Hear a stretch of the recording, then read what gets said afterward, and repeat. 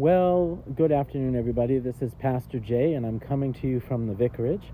It's finally stopped raining here at the vicarage after several days of downpours, and so I thought I would just come and do this quick devotional video regarding Acts chapter 12 out here in the yard. So, we have been studying all week the Miracle in the Martyrdom, as we talk about doing life together with the Holy Spirit. This is Acts chapter 12, verses 1 through 24. And we've been talking about how a persecution broke out in the church, and James was killed, and Peter was arrested. And so we've been talking about what causes persecution in the church, and we've also been talking about what our response to persecution or trouble regarding our faith is supposed to be. And so we talked from John chapter 16 about the convicting power of the Holy Spirit that just kind of goes with us everywhere we go, and how that often causes people who do not believe or will not believe, causes them to rise up and bring trouble or persecution on well-meaning Christians.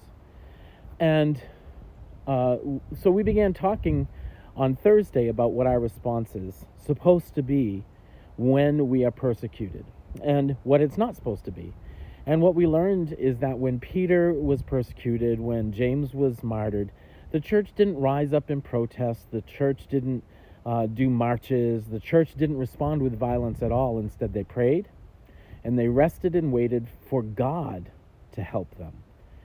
Now, the story moved on in Acts chapter 12, as you remember reading with us. The story went on that an angel met Peter, woke him up as he was resting and waiting, and commanded him to come with him. And the angel walked him out of the prison, even while everybody else was in a daze. All the guards were knocked unconscious or made not to notice Peter walking out of the prison. And the prison doors miraculously opened for him, and Peter escaped. Now, so Peter's response, after he had rested and waited, when God showed up, Peter's response was to follow God in doing what God showed him to do. Peter then went to the house of the other disciples, in continuing to follow, and showed himself to be alive to them. They couldn't believe the miracle at first, but once they did believe, they knew that Peter would not continue to be safe if they didn't do something. And so Peter moved on to the next thing. Now, this is a principle that Jesus had taught all of his disciples through the Gospels. When a town would not receive the gospel message Jesus had taught them, then you are just to move on to the next town. Just leave that town and leave it in God's hands. And Jesus even went so far as to say, it will be better for Tyre and Sidon in the judgment day than for that town that turns its back on you. Just wipe the dust off your feet. Wipe the dust off your feet and move on. And so Peter does that. He realizes that it's time for him to move on to God's next thing, and so he does. It's important for us to remember that in our process of prayer and in our process of resting and waiting, we should expect that God will show up supernaturally for us. And when he does, we are to follow him in that supernatural leading. And then we are just to move on to God's next thing. We aren't to get stuck in the miracle, and we aren't to get stuck in the martyrdom. We are to realize that God has a new next thing for us, and we're simply to move on to it. We're also not to strike back. One of the things that did not happen, and this is probably because there was no desire for retribution that came from the disciples' hands. There was no participation in an attack on Herod. There was nothing that would cause